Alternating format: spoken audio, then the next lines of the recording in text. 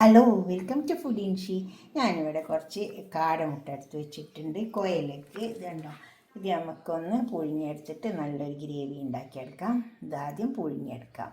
ഞാൻ കുറച്ച് വെള്ളം ഒരു പാത്രത്തിൽ വെച്ചിട്ടുണ്ട്. അതിൽ വെച്ചിട്ട് പുഴുങ്ങിയെടുക്കാം.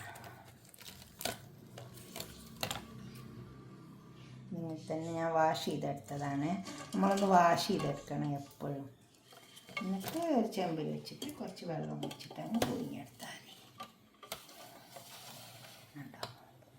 പിന്നെ ഇത് രണ്ടെണ്ണം പൊന്തി കിടക്കുന്നുണ്ട്. ഇത് ഇങ്ങോട്ട് എടുക്കുക, ചിലപ്പോൾ കേടായിരിക്കും. ഇനി നമുക്ക് പുഴുങ്ങിയെടുക്കാം. ഇപ്പോൾ നമ്മളെ പാത്രം ചൂടായി വന്നിട്ടുണ്ട്. നമ്മൾ കാടമുട്ട ഉണ്ടാക്കാൻ വേണ്ടിയിട്ടുള്ള അതിൽ ഓയിൽ ഒഴിച്ച് കൊടുത്തിട്ടുണ്ട്. കുറച്ച് സവാള ചേർക്കാം.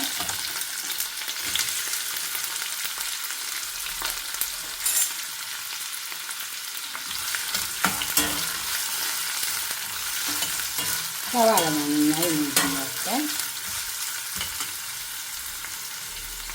സവാള മുറിച്ച് വന്നിട്ടുണ്ട്. ഇഞ്ചി വെളുത്തുള്ളി ചതച്ച് ചേർക്കണം. നല്ല പച്ച ചുവന്ന് വേണം, അല്ലെങ്കിൽ ചേർക്കും. കുറച്ച് സമയം നൽകി കൊടുക്കണം. നല്ല ചൂടുള്ള എണ്ണ ഇട്ടിട്ട് അപ്പോൾ പച്ച ചുവന്ന് കിട്ടും. നല്ല ചൂടുള്ള എണ്ണ ആയതുകൊണ്ട് അതങ്ങ് പോകും.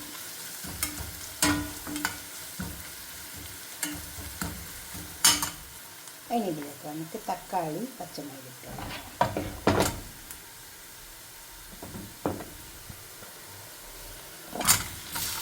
തക്കാളി പച്ചമുളക് ഈ തക്കാളി കൊടുക്കാൻ നന്നായി വേണ്ടി വരും.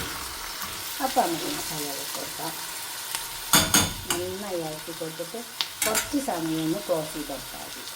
തക്കാളിയൊക്കെ നല്ലോണം വെന്ത് വന്നിട്ടുണ്ട്.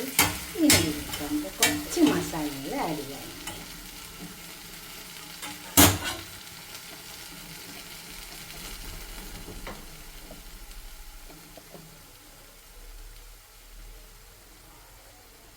ഒരു ടീസ്പൂൺ മുളകിൻ്റെ പൊടി, അധികം എടുക്കുന്നില്ല, ഒരു ടീസ്പൂൺ ഇട്ടിട്ടുള്ളൂ. അത് വരുവില്ല അധികം, കാശ്മീരി മുളകായതുകൊണ്ട്. ഒരു ടീസ്പൂൺ മഞ്ഞളിൻ്റെ പൊടി, പിന്നെ ഒരു ടീസ്പൂൺ ഗരം മസാല പൗഡർ, ഒരു ടീസ്പൂൺ പെരുംജീരകത്തിൻ്റെ പൊടി, ഒരു ടീസ്പൂൺ നല്ല ജീരകത്തിൻ്റെ പൊടി. ഒരു ടീസ്പൂണാണ് ഇട്ട് കൊടുത്തിട്ടുള്ളത്. അപ്പോൾ എന്നാൽ എന്താ പറയുക, അധികം കൂടേണ്ട ആവശ്യമില്ല. പിന്നെ ഉപ്പ് ആവശ്യം പോലെ ഇട്ട് കൊടുത്താൽ മതി. ഇനി ഇതൊക്കെ ഒന്ന് ഇളക്കി ചേർത്തെടുക്കാം. ഇപ്പോൾ ഇതൊക്കെ ഇളക്കി ചേർത്തെടുത്തിട്ടുണ്ട്. നമുക്കിതിലേക്ക് കുറച്ച് വെള്ളം ഒഴിച്ച് കൊടുക്കാം. ഇതൊക്കെ ഒന്ന് വെന്തോട്ടെ, ഈ തക്കാളി മസാലയൊക്കെ. എന്നിട്ട് കുറച്ച് സമയം ഒന്നവിടെ മൂടിയിട്ട് കൊടുത്താൽ മതി. ഇതൊക്കെ ഒന്ന് വെന്ത് വന്നിട്ട്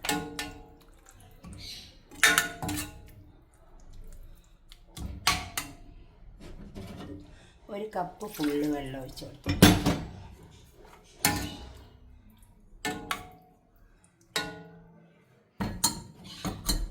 ഒന്ന് മൂടിക്കൊടുക്കുക.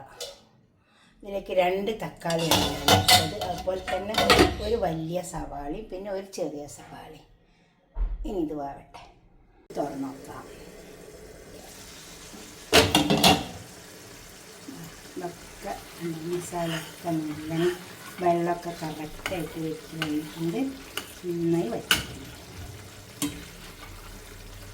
ഇതിലേക്ക് നമുക്ക് മുട്ട ഇട്ട് കൊടുക്കാം.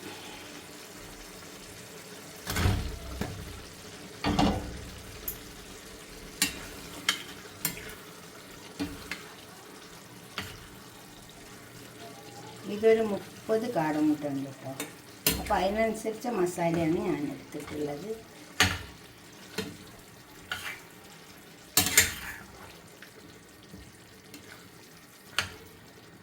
സവാള എല്ലാം അതിനനുസരിച്ച് എടുത്തിട്ടുണ്ട്. അതുപോലെ എടുത്താൽ മതി. അപ്പോൾ മസാല ഒന്നും കൂടിപ്പോയത്.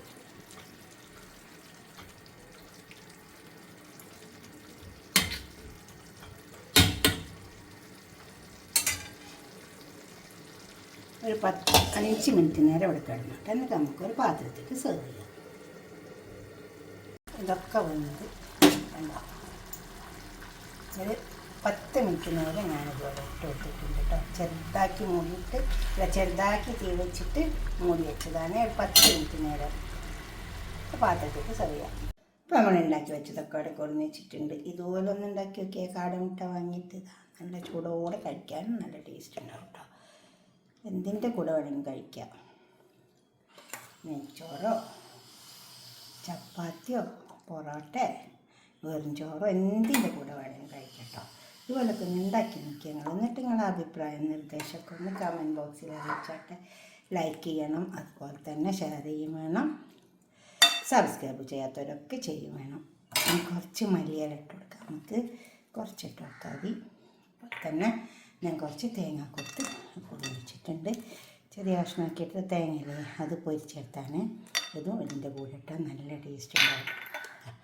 ഉണ്ടാക്കിയിട്ട് നിങ്ങളുടെ അഭിപ്രായം നിർദ്ദേശമൊക്കെ ഞാൻ പഴയത് പറയുന്ന പോലെ തന്നെ കമൻറ്റ് ചെയ്യുക, ഷെയർ ചെയ്യുക, അപ്പോൾ തന്നെ സബ്സ്ക്രൈബ് ചെയ്യാത്തവരൊക്കെ ചെയ്യുക. ഓക്കെ, അടുത്തൊരു വീഡിയോ ആയിട്ട് നമുക്ക് പിന്നെ കാണാം. ബൈ.